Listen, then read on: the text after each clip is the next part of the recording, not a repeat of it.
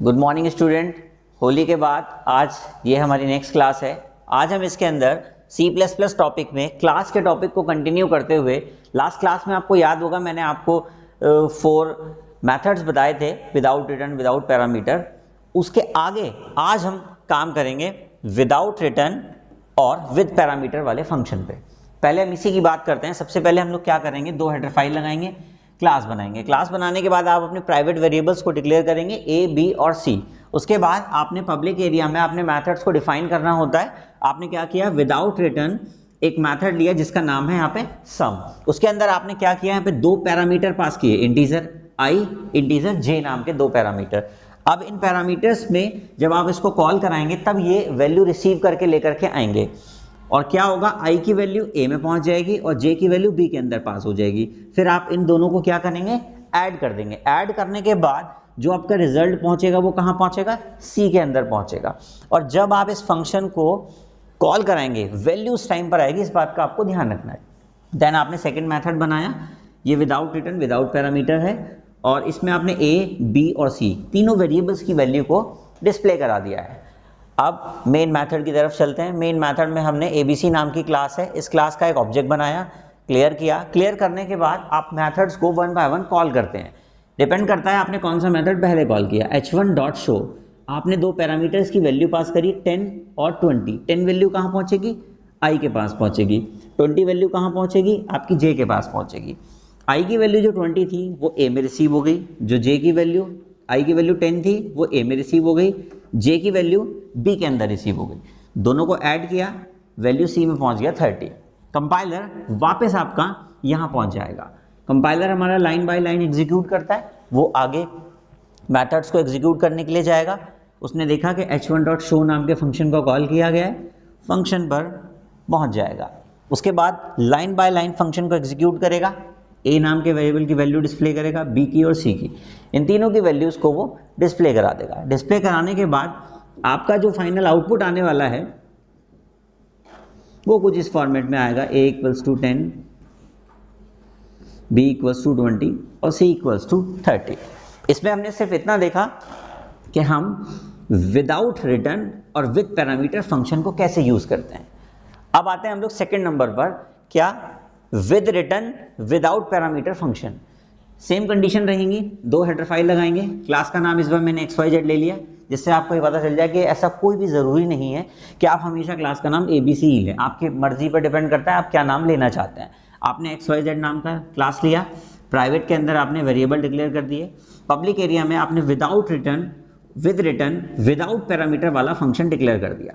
आपने यहाँ पर A और B में डायरेक्ट वैल्यू पास करी, C = A + B किया, दोनों वैल्यूज़ को ऐड करके C में स्टोर करा दिया। जो भी यहाँ पर आप रिटर्न के अंदर लिख देंगे वही वैल्यू जब मेथड कॉल होगा तो उस टाइम पर आपकी वैल्यू पहुँच जाएगी। आप इस पूरे स्टेटमेंट की जगह ये भी लिख सकते हैं, रिटर्न A + B। बस आपको क्या करना होगा, यहाँ पर वैल्यू देनी पड़ेगी। और अगर आपने ऐसा किया तो ये जो C नाम का वेरिएबल आपका है, आपको इसको यहाँ पर डिक्लेयर करने की भी ज़रूरत नहीं है। इससे आप अपने वेरिएबल्स को बचा सकते हैं। देन आगे चलते हैं। फिर आपने अपनी क्लास को यहाँ पर क्लोज कर दिया, मेन मेथड पर गए, आपने XYZ नाम की क्लास का एक ऑब्जेक्ट बनाया H1। ऑब्जेक्ट बनाने के बाद आपने एक वेरिएबल चाहिए यहाँ पे हमें, क्यों, क्योंकि ये रिटर्न करेगा वैल्यू। जब भी कोई फंक्शन या मेथड वैल्यू रिटर्न करते हैं तो उसको किसी ना किसी वेरिएबल में स्टोर कराना होता है, लोकेशन देनी पड़ती है कि भाई आपकी वैल्यू यहाँ पर स्टोर हो जाएगी। फिर आपने क्लियर किया उसको, आपने लिखा T = h1.sum। जैसे ये फंक्शन कॉल होगा तो ये यहाँ पहुँचेगा, यानी कि फंक्शन के ऊपर। फिर ये पूरी बॉडी रीड करेगा, वैल्यू रिटर्न करके आएगी।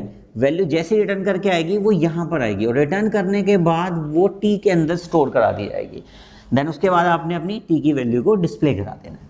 इसमें हमने क्या सीखा था, विदाउट रिटर्न विद पैरामीटर। इसमें क्या सीखा, विद रिटर्न विदाउट पैरामीटर। अब नेक्स्ट जो 4th नंबर का है, थर्ड प्रोग्राम है आज का ये हमारा। हमने क्या किया, 2 हेडर फाइल लगाई, क्लास बनाई, प्राइवेट एरिया में ABC नाम के 3 वेरिएबल डिक्लेयर करें। ध्यान देने वाली बात, पब्लिक एरिया के अंदर विद रिटर्न विद पैरामीटर, यानी कि सबका कॉम्बिनेशन आप इसे कह सकते हैं, सम नाम का एक फंक्शन बनाया। जब फंक्शन कॉल होगा तब वैल्यू यहाँ पे पास होगी, और जब फंक्शन कॉल होने के बाद वैल्यू लेकर के जाएगा तो वो किस टाइप की वैल्यू लेके जाएगा, इंटीजर टाइप की। अगर वो फ्लोट टाइप की वैल्यू लेके जाना चाहता है तो आप यहाँ फ्लोट लिखेंगे, यहाँ पे फ्लोट लिखेंगे, तब वो फ्लोट वैल्यू को रिटर्न कर पाएगा। हमने क्या किया, आई की वैल्यू को ए में डाल दिया, जे की वैल्यू बी में डाल दिया और सी को ए प्लस बी करके यहाँ पे डाल दिया। ए प्लस बी वैल्यू सी में पहुँचा देगा। रिटर्न जिसकी भी वैल्यू को रिटर्न करा देंगे वही वैल्यू पहुँचेगी। इस पूरे कोड की जगह आप एक लाइन लिख सकते थे, रिटर्न आई प्लस जे। इससे क्या होता, आपको इन वेरिएबल्स की रिक्वायर्ड ही नहीं है, आप सिर्फ जो आने वाले वेरिएबल्स हैं उनको लेकर काम कर सकते थे। फिर आगे बढ़े, हमने अपनी क्लास को क्लोज कर दिया, मेन मेथड बनाया, ऑब्जेक्ट बनाया, एबीसी नाम की क्लास थी, h1 नाम का ऑब्जेक्ट बनाया, इंटीजर एक्स वाई जेड, ये वो वेरिएबल हैं जो वैल्यू लेकर के जाएंगे और यहां पर पास करवाएंगे। x में हमने 10 डाल दिया, y में हमने 20 डाल दिया। हमने कहा z इक्वल्स टू, क्योंकि ये वैल्यू रीड हम अपने पास में जब लेकर के आएगा तो z में स्टोर हो जाएगी वैल्यू। h1 डॉट सम, x की वैल्यू 10 थी वो यहाँ आ गई, 20 y की वैल्यू है वो यहाँ आ गई। ये फंक्शन जैसे ही कॉल हुआ वो यहाँ पहुँचा। i में किसकी वैल्यू लेकर के आया, x की, और j में y की वैल्यू लेकर के आया। x में कितना वैल्यू डाल रखा है 10, y में कितना वैल्यू डाल रखा है 20। तो i की वैल्यू a के पास, यानी कि यहाँ कितना आ गया 10, यहाँ कितना आ गया आपका 20, j की वैल्यू, दोनों को ऐड किया, c में कितना आ गया हमारे पास में 30 कहाँ रिसीव हुआ हमें, दोबारा जब ये वापस आएगा तो यहाँ पर 30 वैल्यू z के अंदर स्टोर करा दी जाएगी। देन वन बाय वन हमने x की वैल्यू को डिस्प्ले कराया, 10 आएगी, फिर 20 आएगी और z की वैल्यू हमारी यहाँ पर 30 आ जाएगी। अब हम इसमें सिर्फ क्या सीख रहे हैं, हम सिर्फ छोटी सी बात का पता कर रहे हैं कि आपने विदाउट रिटर्न विद पैरामीटर कैसे यूज करना है, विद रिटर्न विदाउट पैरामीटर कैसे यूज करना है, और विद रिटर्न विद पैरामीटर आपको कैसे यूज करना है। ये चारों ही टाइप के फंक्शन हैं हमारे, और इन फंक्शन के बेसिस पर हम क्या करते हैं, अपनी पूरी प्रोग्रामिंग को कर देते हैं। तो आज के लिए इतना ही, अब आगे हम लोग नेक्स्ट लेक्चर के अंदर कंटिन्यू करेंगे। Thank you.